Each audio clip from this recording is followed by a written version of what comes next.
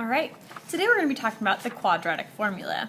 Now we should already have some notes in our notebook entitled Math Notes, a quadratic formula that gives us the actual formula for this math law, essentially. It's x equals negative b plus or minus the square root of b squared minus 4ac all over 2a. Now when we do the quadratic formula, we want to be sure to insert parentheses whenever we insert a value into our formula. So if we're doing x equals negative b, we're going to do a negative sign and then parentheses around the b value that we insert. So as we go through this, we're going to use parentheses as we go. Now, we could use this as a template, but I'm going to go ahead and just start from scratch and do that exact same problem, but showing it as if I were putting it into my own notebook.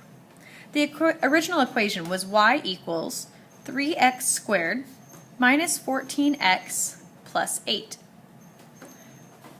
So we're going to start with this, and we're going to use that formula.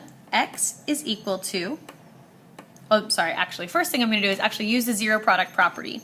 I have to transform y into 0, because again, we're trying to find the roots, we're trying to find the x-intercepts, and the only way to find x-intercepts is to know, again, on the graph, where the y is equal to 0, which is where the x-axis is.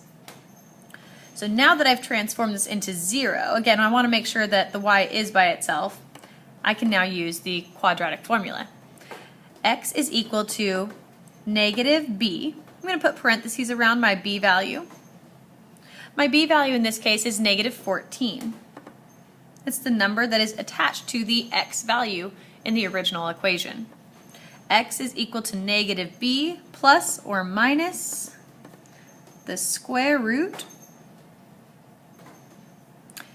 of, let's see, b squared. So again, parentheses, negative 14, end parentheses, quantity squared, b squared minus 4 times a, which is 3, times c, which is positive 8.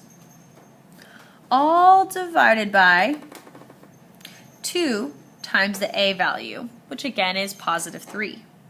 So we have 2 parentheses 3 down in the denominator. Now we're going to go ahead and start our simplifying steps.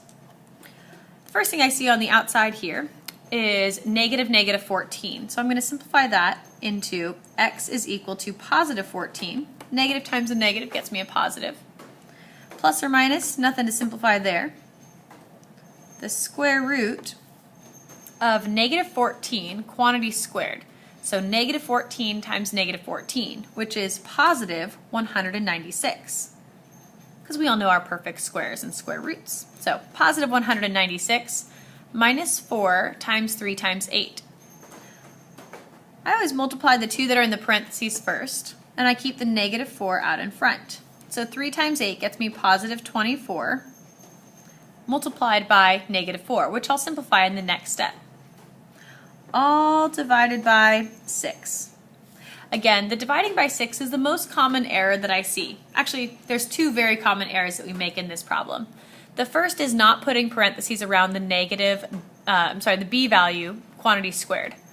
Most people who make errors in this problem will do a 14 squared, which gets you 196, and then they'll make it negative, which is not what this actually says to do. This says take the b value and square the whole thing. Another common error is, again, forgetting about the 6 down the bottom. People just start working all with the radical up on the numerator, and they kind of forget about the denominator value. So just don't forget, there is always going to be a denominator, even if it's a denominator of 2. And then another common error up here is forgetting that this is a negative 4. It's negative 4 times whatever value you get by multiplying the a and the c. So just keep that in mind. If this a times c is negative, and a negative times a negative will get you a positive, in this case it's a negative times a positive, which is going to yield a negative. Alright, our next step is to simplify even further. Again, we still have this multiplication step to work on.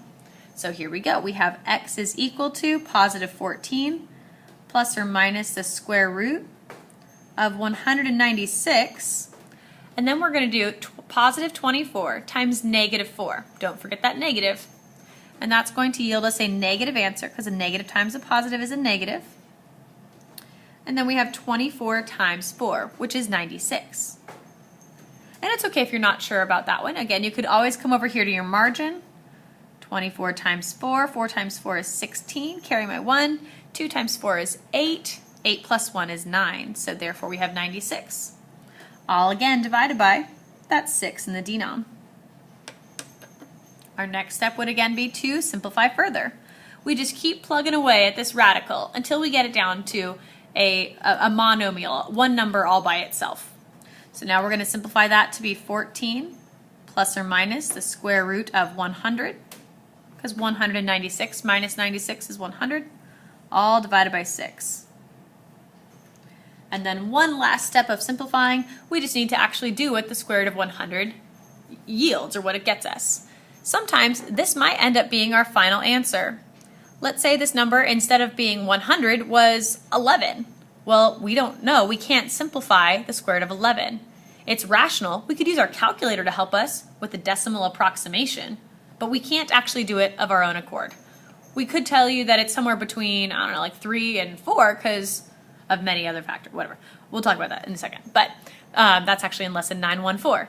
But for right now, we're just going to go ahead and keep plugging away. We got x is equal to 14 plus or minus, instead of the square root of 100, we're going to simplify that component and we're going to write 10 because the square root of 100 is 10, all divided by 6. Now for this next step, we're going to divvy it up. We have a plus or minus sign, which means that we will need to break this up to yield the positive version of the 10 and the negative version of the 10. So we're going to have 14 positive 10 divided by 6 and 14 minus 10. So that positive and the negative, 14 plus 10, 14 minus 10, both in the numerators. We're going to simplify this on down. 14 plus 10 is 24 divided by 6 is going to get us a positive 4 answer. 14 minus 10 gets us a positive 4 divided by 6. We're going to need to simplify that into its simplest form of that fraction. So I'm going to divide by 2 to both the numerator and the denominator, and we get 2/3. So we have x is equal to positive 4 or positive 2/3. If we were asked to explain what this means, we would not only have our final solution written in x equals form, but we would also go on to explain there are 2 real roots, because these are real, rational numbers. 2 real roots. What does 2 real roots means? It means that this parabola, because it does have a positive orientation, I know it's going to open upward, so because of that positive 3 up here as my a value, this parabola will cross the x-axis twice.